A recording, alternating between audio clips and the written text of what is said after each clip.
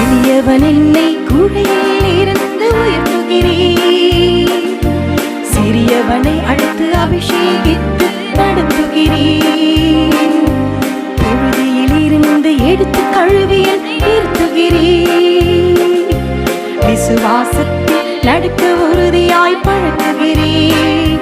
நிறைந்தன் பலனே பலனே பலனே எங்கள் துணையே, உமக்கில்லை இணையே இணையே இணையே என் கண்மலையே.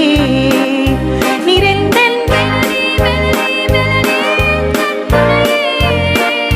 உமக்கில்லை இணையே இணையே இணையே என் கண்மலையே. உந்தன் வார்த்தையை பிடித்து நான் உயரமாக வளர்வேன், உந்தன் சத்தம் கேட்டு நான் உன்னதத்தில் சேர்வேன். உந்தன் வார்த்தையை பிடித்து நான் உயரமாக வளர்வேன், உந்தன் சத்தம் கேட்டு நான் உன்னதத்தில் சேர்வேன். நிறைந்தன் பலனே பலனே பலனே எந்தன் துணையே, இதற்கில்லை இணையே இணையே இணையே என் கண்மலையே.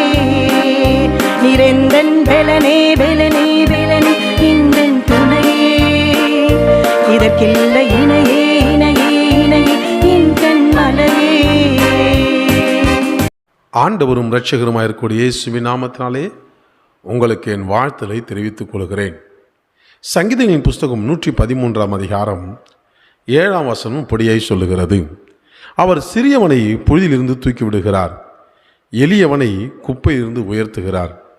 சிறியவனை புழுதியிலிருந்து தூக்கி விடுகிறார், எளியவனை குப்பையிலிருந்து உயர்த்துகிறார்.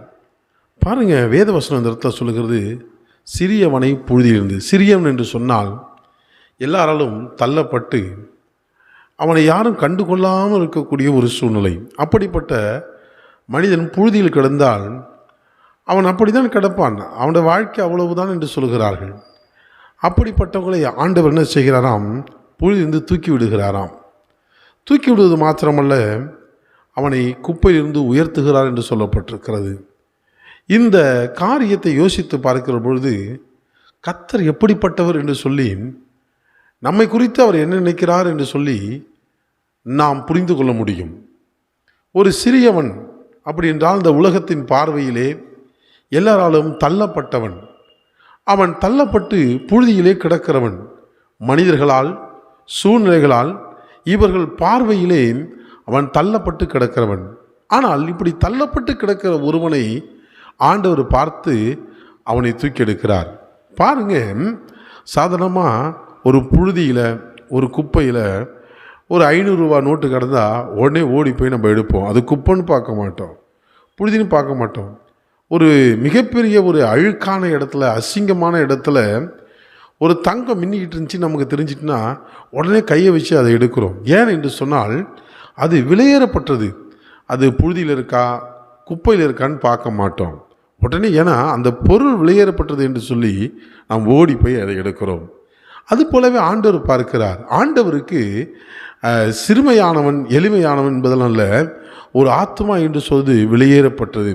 அவர் சில நபரை பார்க்கும் பொழுது அவன் புழுதியில் கிடந்தாலும் அவருடைய பார்வையிலே மிகவும் உயர்ந்தவனாக காணப்படுகிறான்.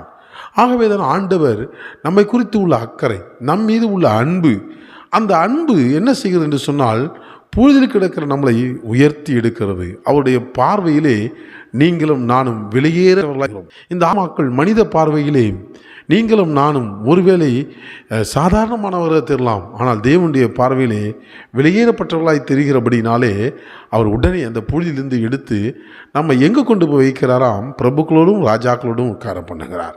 அப்படி என்று சொன்ன இந்த புழுதியில் கிடக்க வேண்டிய ஒரு பொருள் அல்ல, இது புழுதியில் இருக்க வேண்டிய ஒரு சாதாரணமான விஷயம் அல்ல என்று சொல்லி அதை எடுத்து கொண்டு போய் எங்கு வைக்க வேண்டுமோ அங்கு வைக்கிற தேவனாய் இருக்கிறார்.